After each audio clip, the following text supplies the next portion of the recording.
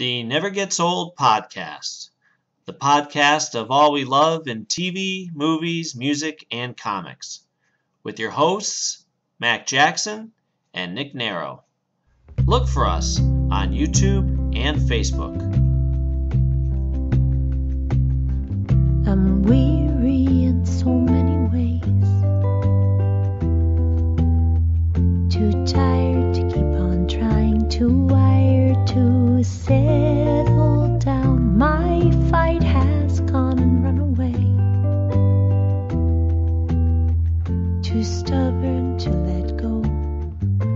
Hi everybody, it's Mac. Had a special guest, our friend Jen Chapin stopped by, did a little chat with me to talk about her new album that's coming out. She's actually heading into the studio to record it this upcoming week. It's called Reckoning. Please check out her pages. It's at pledgemusic.com/projects/Jen Chapin. Let's see, she also has a Facebook page, Jen Chapin Music. There's a Twitter page for Jen Chapin Music. There's, of course, jenchapin.com. Please check out. And let's see, there's also Jen Chapin Music Food Community.wordpress.com. She's writing blogs and keeping us all up to date on the progress of this album. Jen shares some of the meaning behind her lyrics of her new songs, which sound very complex but yet accessible and fun. It's a lot of fun. I think everybody will enjoy this chat. But yeah, definitely sign up to the pledgemusic.com page of hers. You get daily updates and some nice articles or blogs that she's writing. So sit back, relax, and enjoy this chat with my friend Jen Chapin. Okay. So I was looking at, I was playing catch up because, whenever you post a new video, I've been watching it. Mm-hmm. And what's the one? Occupy? Yeah, I'm going to change the name of that song to the new. Well, we'll see. It might change again, but the new title is Gospel. Oh, okay. That was even different than what you wrote under the. Because I read what you wrote, and you were going to call it like something different. Yeah. I guess I've had some indecision about that, but yeah, that's the name. So, and the idea of the song is, the idea of the song is, when I saw Occupy, I thought about the Occupy Wall Street type of. It's very connected to that, but I realized I wanted to expand it. I mean, it was basically, I think that there was a genius just from pure marketing terms, the Occupy, it's like, because everybody uses it, like occupy this, occupy that. But it's about a sense of democratic awakening, and movements, and the lyrics refer to Memphis to Madison, Cairo to NYC, from that. And it's a long, ugly, messy process. Cairo, it's exciting, but it's going to maybe take 50 years before they have a working democracy. I believe they will, because they have a cultural foundation for that. But and the food movement, I went to I think my main inspiration was a lot of why hunger people were involved with an event which was it was Occupy Wall Street associated, but it was after that camp had already been evicted. But what did they call it? The Farmers March. It was basically like, and they were. It was December 2011, and there were farmers from Kansas and Maine and New York City, urban community gardeners, just talking about, bringing local, sustainable, democratic control to our food system. And that's been the big core mission behind Why Hunger. Mm, It's evolved, just looking at it, it's this corporate system which is, it's treating food as a commodity instead of as a human right, and trading it in financial markets, and manipulating prices and causing massive problems, and doing land grabs throughout the third world, where corporations are going in and just buying like millions of acres, like yeah. that people used to support themselves on.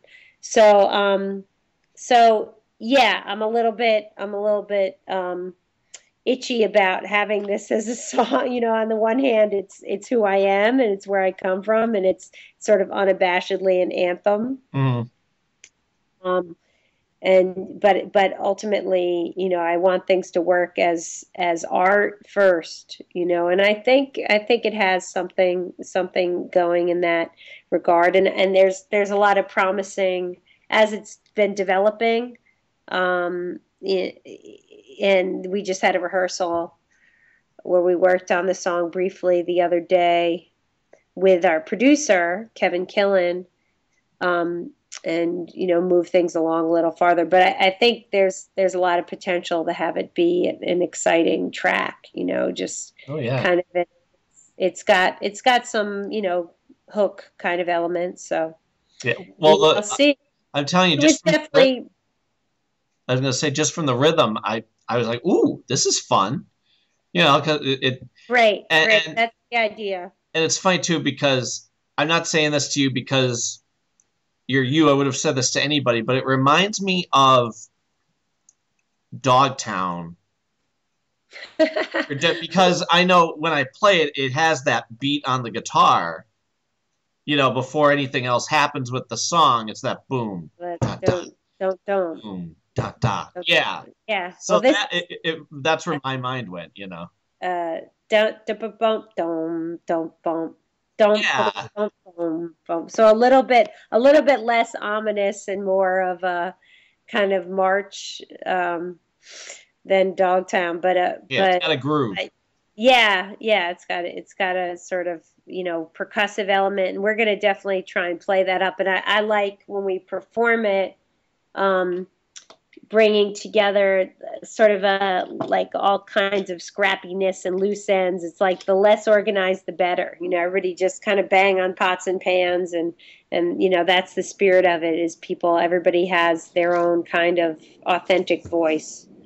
Well, when you started that, did you start with the rhythm? I mean, as far as when you were writing it. I don't I mean, oh, you know what? I remember I was sort of banging on the kitchen counter, and I recorded it on my phone and then checked in on that later. Yeah, so that rhythm, but I think from the beginning when I was playing with that rhythm, I associated it with that, concept of the song, of just like, okay, here is something that brings people in, that marches them along in a sort of upbeat, but not fast, but it's like a walkable kind of tempo. Yeah, I could see that being like sung during a march. Uh-huh. Like that type of a feel. Yeah, and it's not totally with that agenda, because it typically for me it's got a lot of words in the verses. The verses get pretty dense, but so people can sort of, if they were marching along singing it in a march, they could just check in on the choruses. Well, Solitary voices become one. Don't boom, don't boom, yeah, don't boom, boom, boom, don't. it doesn't sound what's the word? It doesn't sound heavy-handed.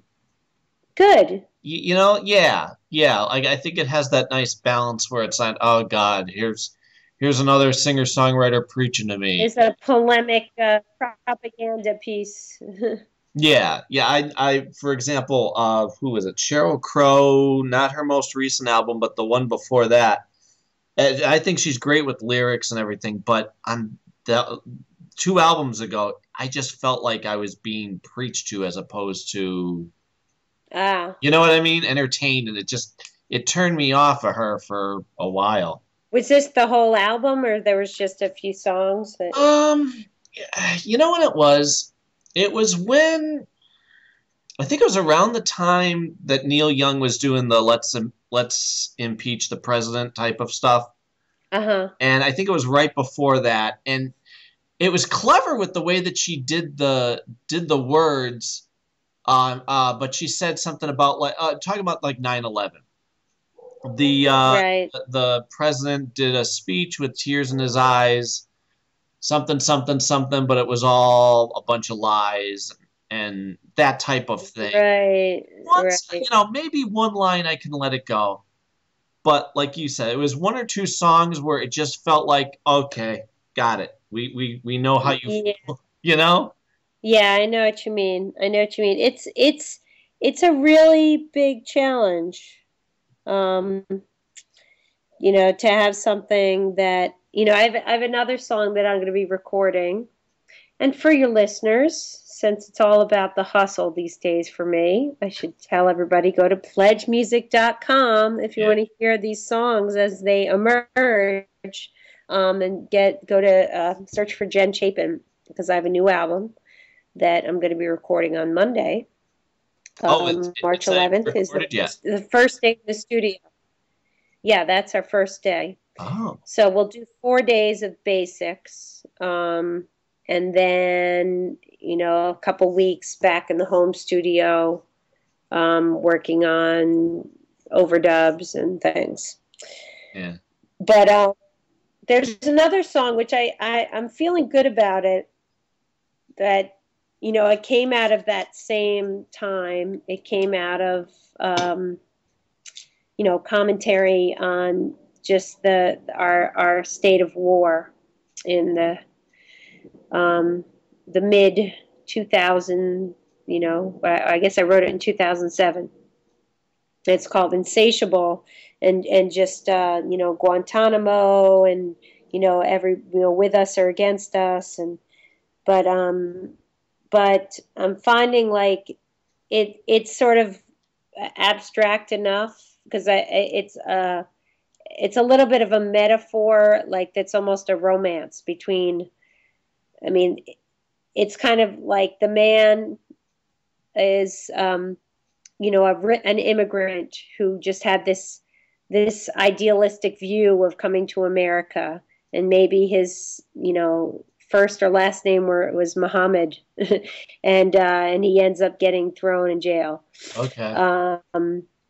But this is sort of the backstory. The lyric is, he didn't really know her. He loved her just the same. Her being our country. Mm-hmm. Star-trapped by her Latin words, which is sort of referring to both, our glamour, but also, these legal ideas like habeas corpus that got turned on their heads as far as people having rights to not being infinitely detained. Star-trapped by her and the glitter of her name, her rediscovered taste for secrets, camouflage and wire, tapping trumpets. So sort of tying these two lines, wiretapping and then taps, Mm-hmm. For all the soldiers dying. Self-detonating fire.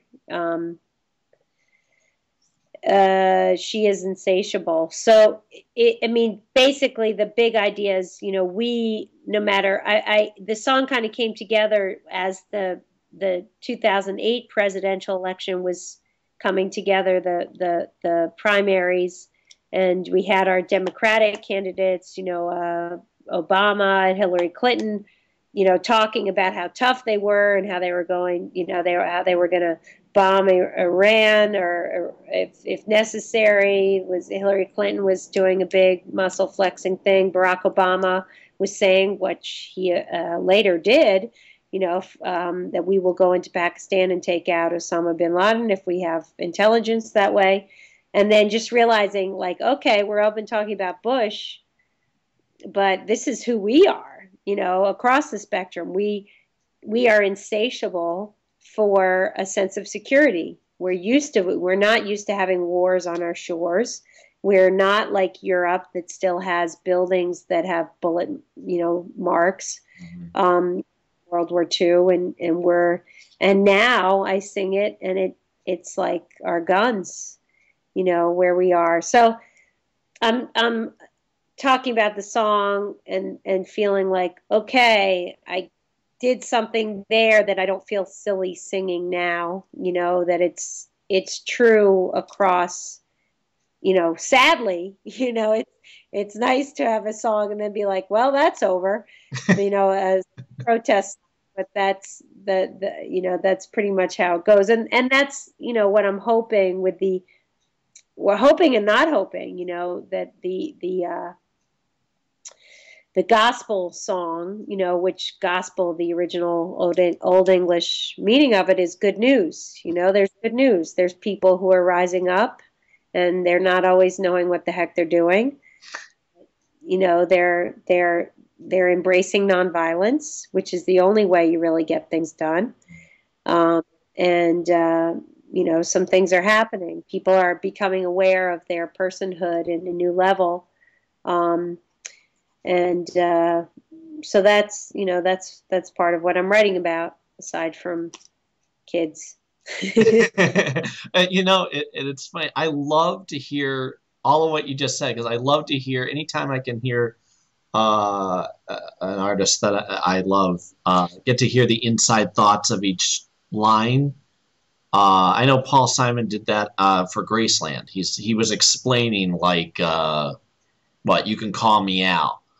And like, oh wow, that would have been interesting, because I don't know what the heck he's talking about. Oh yeah, I think if I can find it, I think it's on YouTube.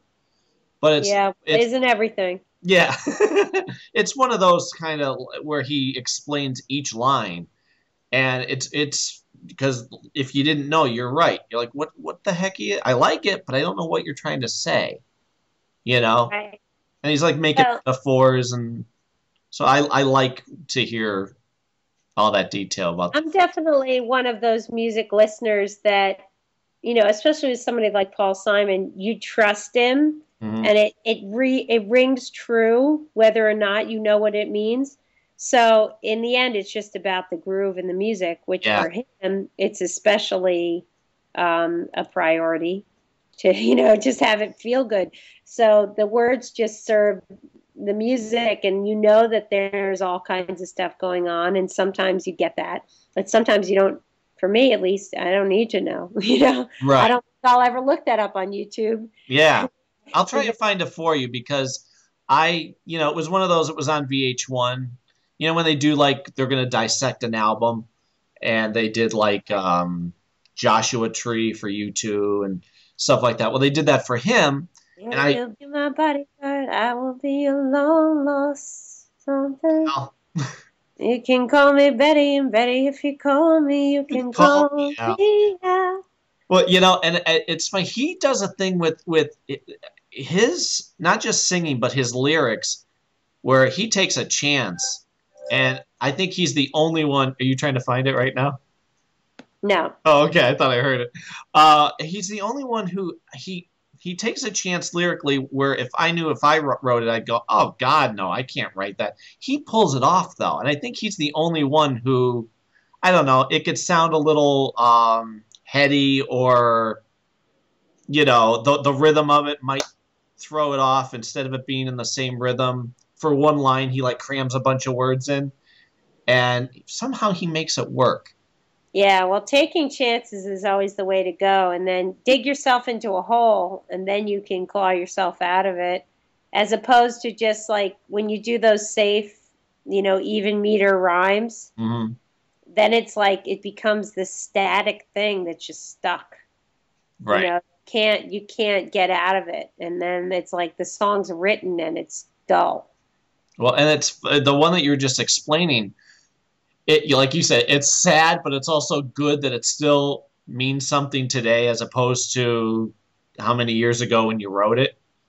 And I Yeah. think that the key to that is how you explained it. You're not coming out and saying, "Hey, war's bad and guns, who needs them?"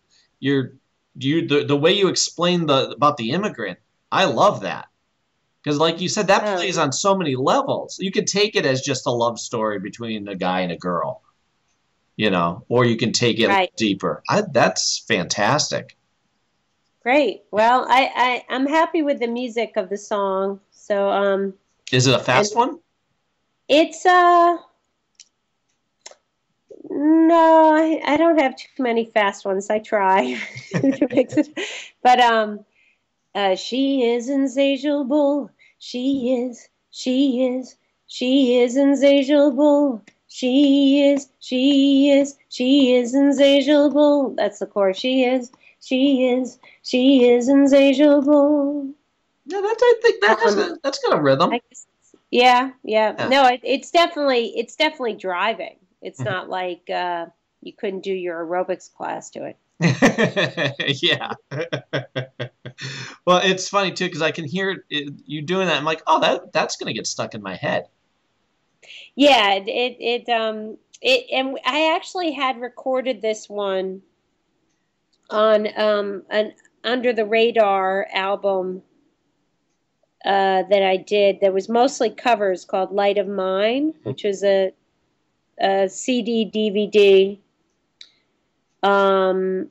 like a double album, and that was one of two original songs that I did there. Along with classics like Into the Mystic and um, Springsteen's, our very subversive version of Born in the USA, Hmm.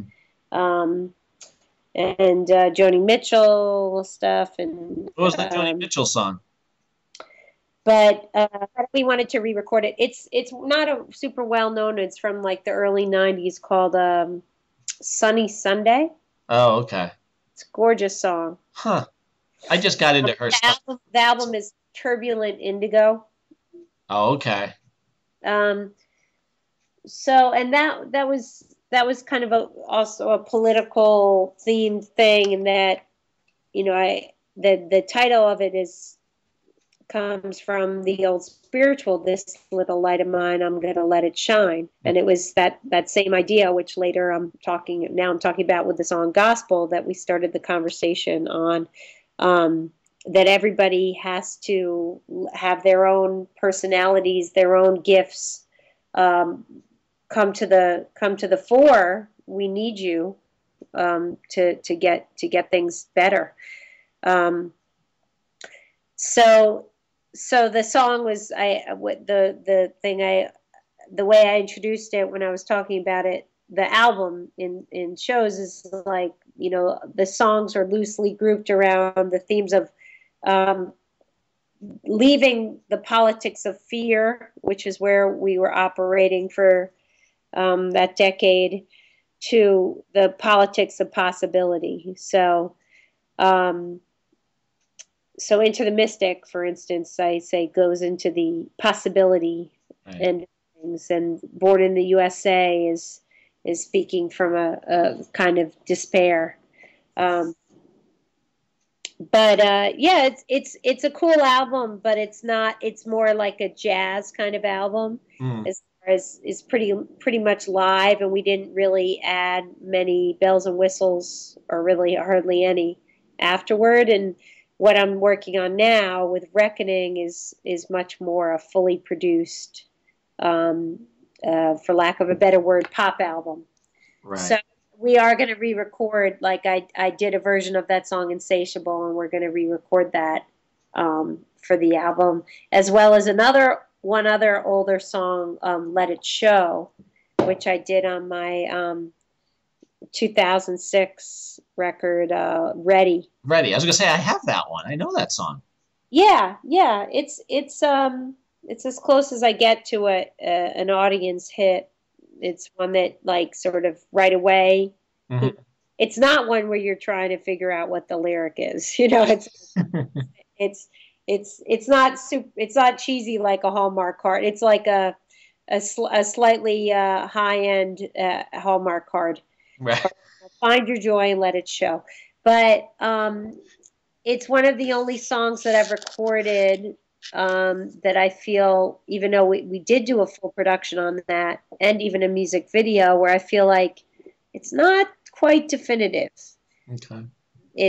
There's like the tempo is a little bit wrong, and we've tweaked the arrangement a little bit. And there's also the fact that my record label, I don't know what the heck they're doing, but like the song is the whole, like my albums with them, my old record label, they're inexplicably not on iTunes anymore.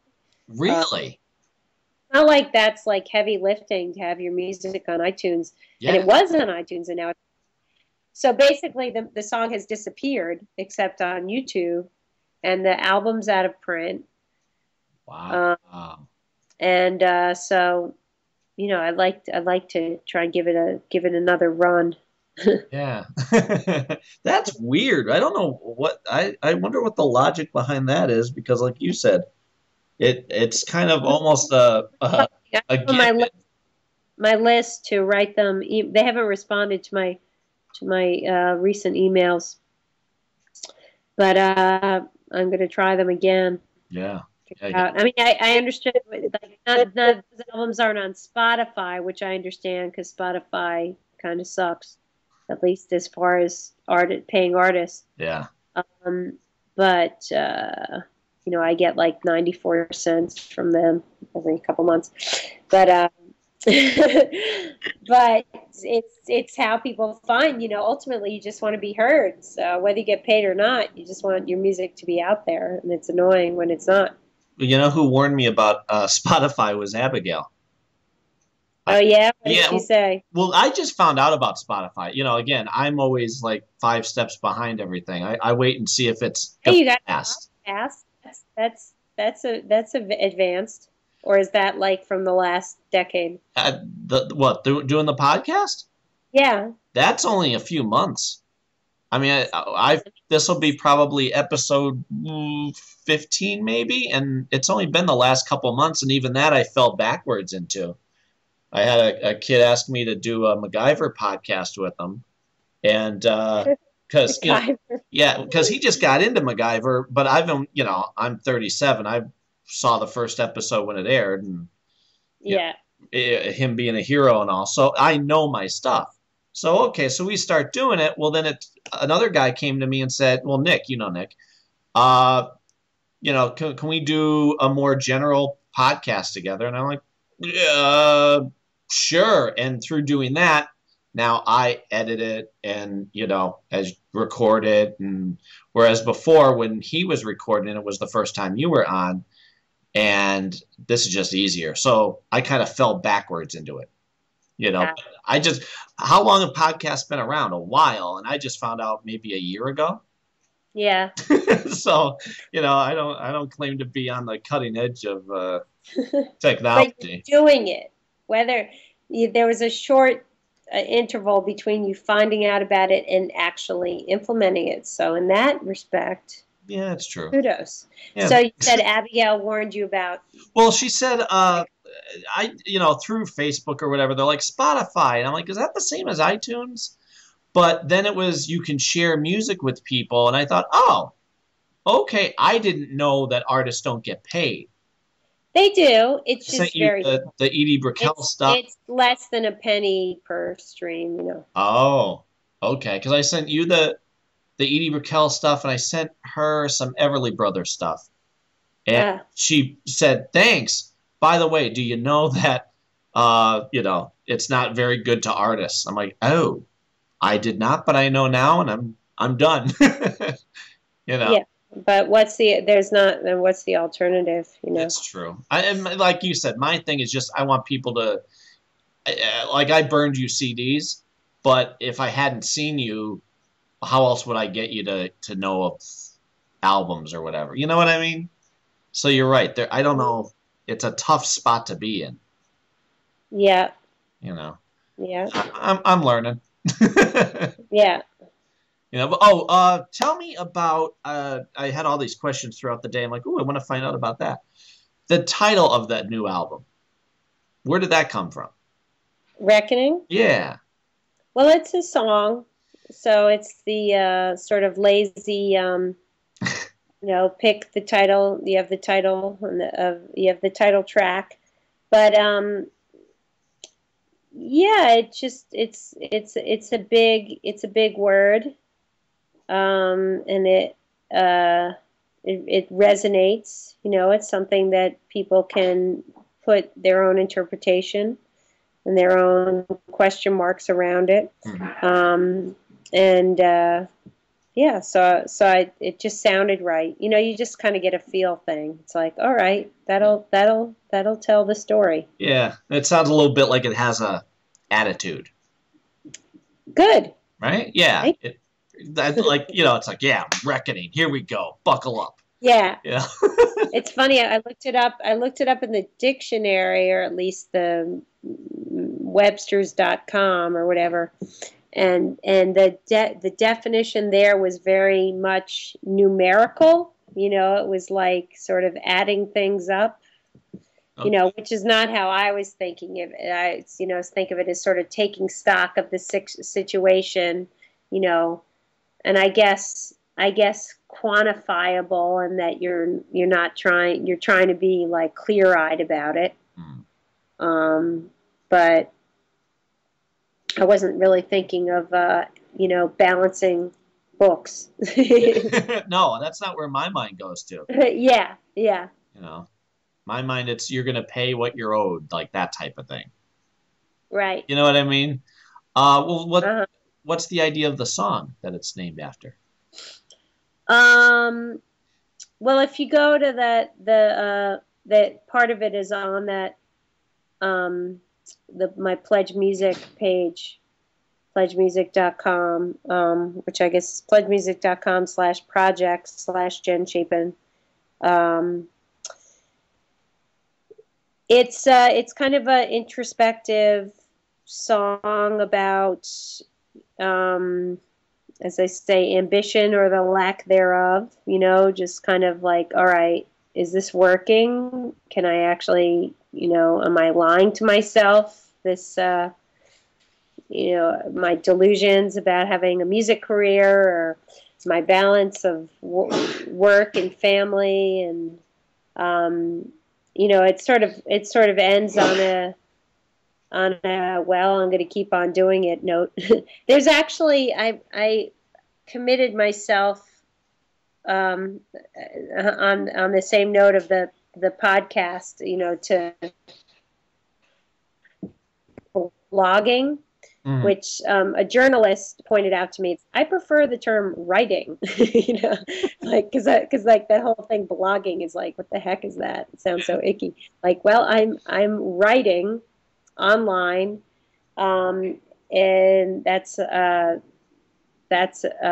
something you can find too. I should know that URL. What is that?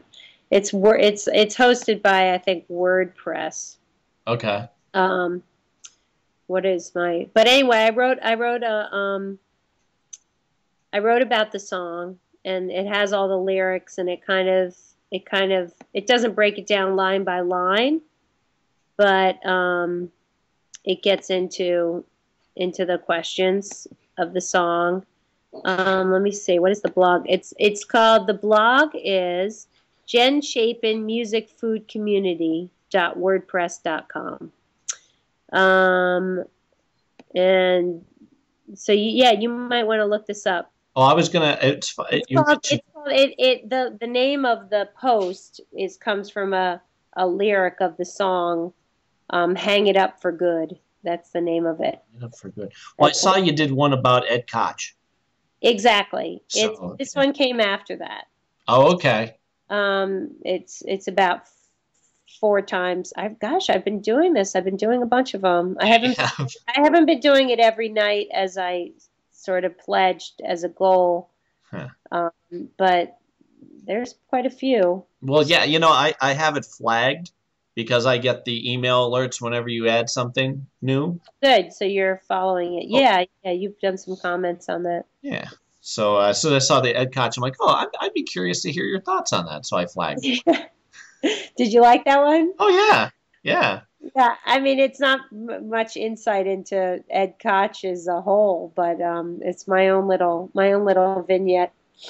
yeah. But I find that much more interesting than somebody trying to do a biography of, anybody can do a well, biography. you I'd can rather get hear your that. You can perspective. get that from other sources. Exactly. I like the personality that a blog could give. When I get inspired to write a blog, I'll do a big one. I don't do them often, but when I do them, I'm like, okay, here's this topic, here's this topic, here's this topic. Now I need a nap. Yeah, yeah. But yeah, I like that you're doing those. Those are fun. Thank you. You're welcome. Yeah, I don't know. I mean, I haven't really. I kind of. I haven't been pushing it so hard, but I don't know how many people actually read them, but it's good. It definitely keeps me loose. It puts me more in the writer brain. Yeah, yeah. Do you prefer? Well, I think I know what your answer would be, but I'm going to ask: do you prefer? I got you. You know what I'm going for. Recording in the studio or say playing live. When I say playing live, I mean doing all the traveling and all that goes with it. Well, it's not really applicable to doing either or. The two go hand in hand. Hmm. I wouldn't want to do all of one or all of the other. Right.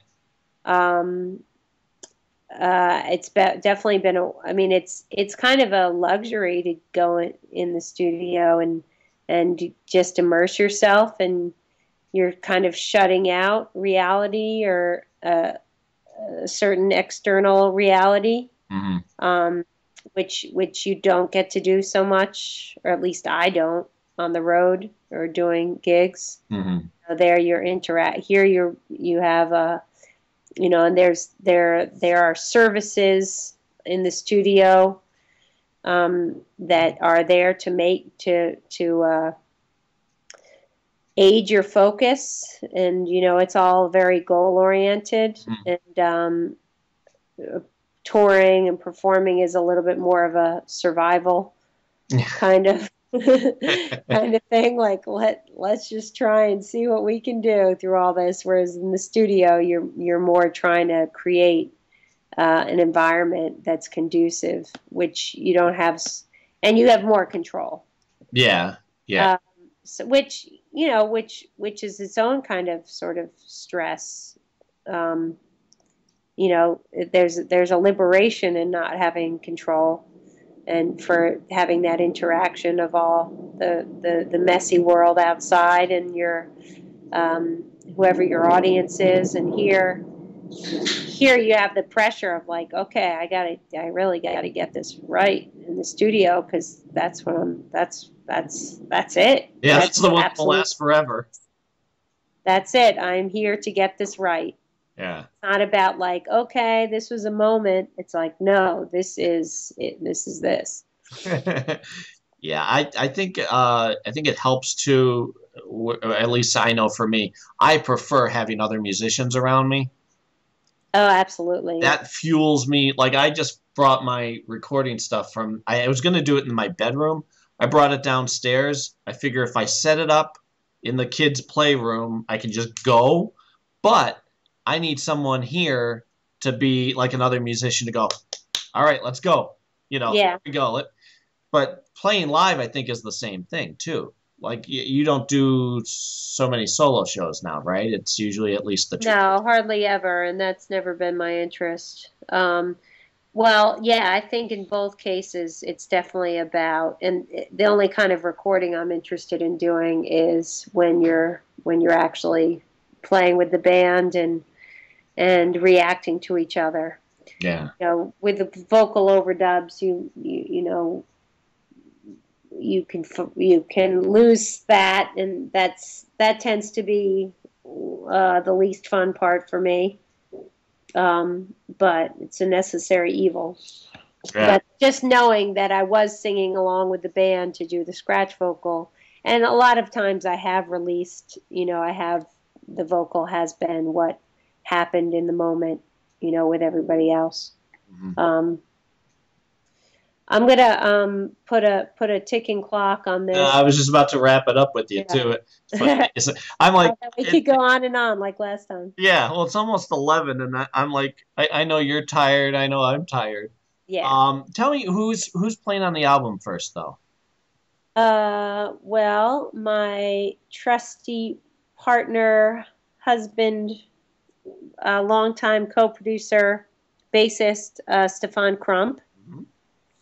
and he's excited to not be wearing so many hats on this one because the last time we did a record, he was like producer, engineer, mixer, and bassist, and here he just gets to be bassist. Kevin Killen is going to be producing and engineering and mixing, although he'll certainly have assistance in the engineering part. Dan Reeser is the drummer, and he's fantastic. Liberty Ellman is going to be playing guitar, a variety of different guitars. Saw him in a couple videos, I think. Yeah, and Jamie Foxx. So we're doing, and I'm kind of piggybacking on the chemistry that has been worked out over many, many recordings and concerts of Stefan's ensemble, Rosetta Trio, which is with himself and Liberty and Jamie. Mm. And we've all worked in different combinations together, but those guys really have a chemistry that works for my music as well. Yeah. Well, I wanted to tell you, I felt bad because when I saw you in December, I didn't get to meet Jamie or Stefan, and I meant to like ask, because they did a great job. I just Yeah. and it's funny because to watch Stefan play, normally a bass player is kind of the guy in the background. It's Yeah. not necessarily the guy who drives the song, but watching him, I'm like, all right, yeah, no, I like watching him perform, and I like hearing what he's doing. Yeah. Like it stands out. So, but next time, And that's always how I've heard the bass. And then now it's I can't hear it any other way. yeah, um, yeah. Well, next time I hope to meet both of them and yeah, tell them that in person. that will happen. Good. Will. Do you want to pick a song, hopefully from YouTube or something that I can play at the end? Let's see. Well, why don't you play? I mean, I could send you an MP3 if you want. Yeah, I'd love that. I'll send you Reckoning. Ooh. Which we did kind of a demo version. It was like an EP of 5 of the songs that we're going to be recording next week. That it was kind of, I knew that they weren't going to be the definitive versions, or I suspected, but I just really wanted to just get back in the studio and sort of do a halfway point recording. Yeah. And put this stuff out there. So this one we've actually already changed the key since then. Moved it up a half step, I believe. But was it a half step? I think so.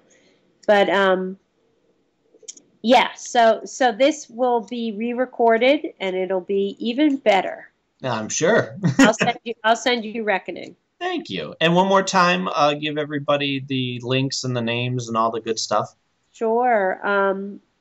Well, it'll be linked from my website, jenchapin.com, but it's a good website, the presentation, and I'm proud of it. The pledgemusic.com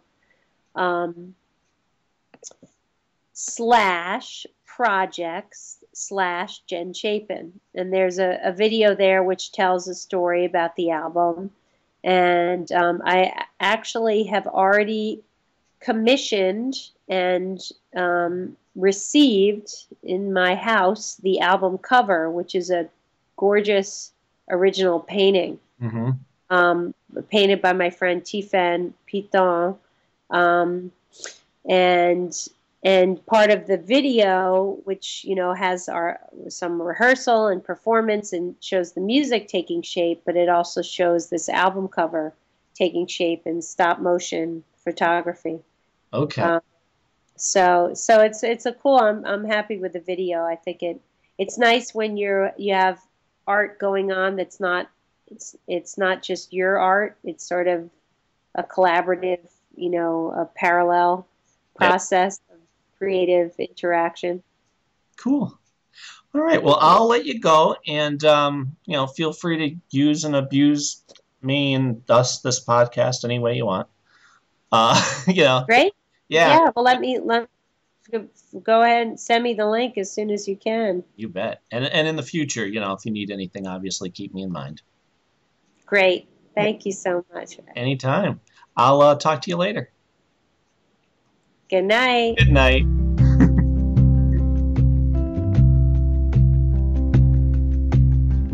I'm weary in so many ways, too tired to keep on trying, too wired to settle down. My fight has gone and run away, too stubborn to let go. The reckoning I know will have to wait another day. These blues are comfortable, surrender's not so new. My time is full enough, I've lots of work to do. Half-opened envelopes pile up between my ears, while unloved melodies amplify my fears that my song will not be sung, that my doing comes undone.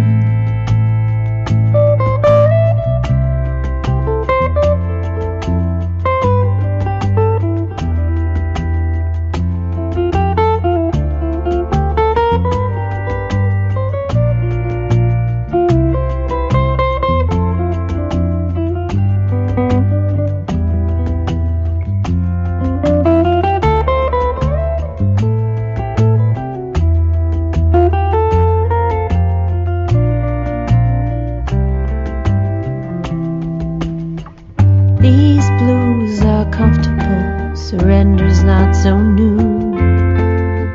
My time is full enough, I've lots of work to do. Half-opened envelopes pile up between my ears, while unloved melodies amplify my fears that my song will not be sung,